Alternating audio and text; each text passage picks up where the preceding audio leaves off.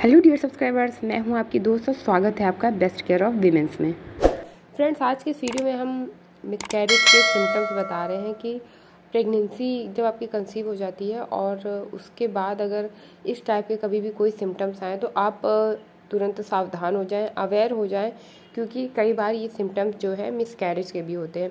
लेकिन बहुत ज़्यादा टेंशन लेने की ज़रूरत नहीं है, क्योंकि इस कुछ ऐसे मिलते जुलते सिम्टम्स जो हैं ये प्रेगनेंसी के दौरान भी आते हैं। तो इसलिए थोड़ा सा आपको अवेयर रहने की ज़रूरत है, सावधान रहने की ज़रूरत है कि कभी भी इस टाइप की कुछ भी चीज़ें दिखे तो आप डॉक्टर से एक बार कंसल्ट कर लें और उन चीज़ों को चेक कर लें कि जो हो रहा है वो कुछ अनहोनी तो नहीं है, मिसकैरेज से रिलेटेड तो नहीं है, या फिर ये सिर्फ प्रेगनेंसी के ही सिम्टम्स हैं। तो चलिए वीडियो स्टार्ट करते हैं। वीडियो पसंद आए तो प्लीज़ वीडियो को एक लाइक ज़रूर दें और फर्स्ट टाइम व्यू कर रहे हैं तो प्लीज़ चैनल को सब्सक्राइब करके बेल आइकन ज़रूर प्रेस करें।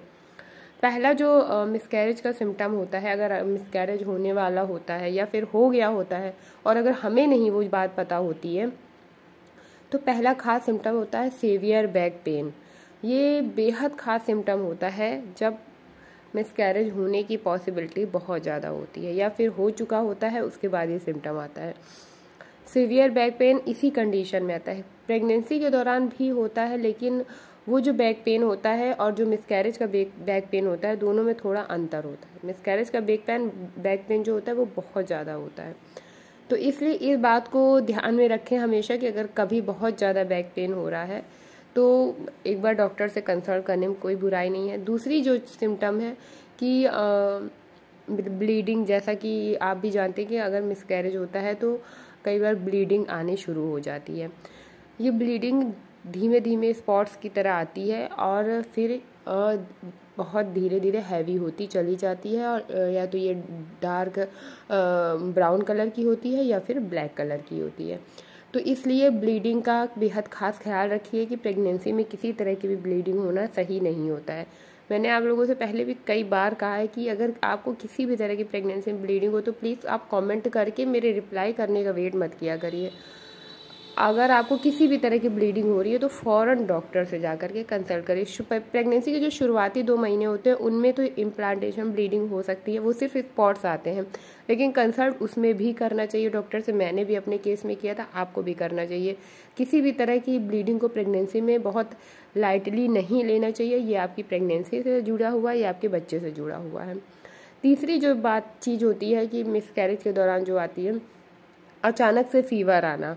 अगर आप बिल्कुल ठीक है और अचानक से आपको फीवर आ गया और वो धीरे धीरे बहुत ज़्यादा तेज होता चला जा रहा है, टेम्परेचर बढ़ता चला जा रहा है, तो ये भी सही नहीं होता है। ये भी कहीं ना कहीं इंडिकेशन होता है मिसकैरेज हो गया है, या फिर कुछ इस तरह टाइप की चीज़ें चल रही हैं, बच्चा ठीक नहीं है। तो अगर ऐसा कुछ आपके साथ हो रहा है या अगर आपको अचानक से बार बार फीवर आ जा रहा है तो भी आपको कंसल्ट करने की ज़रूरत है।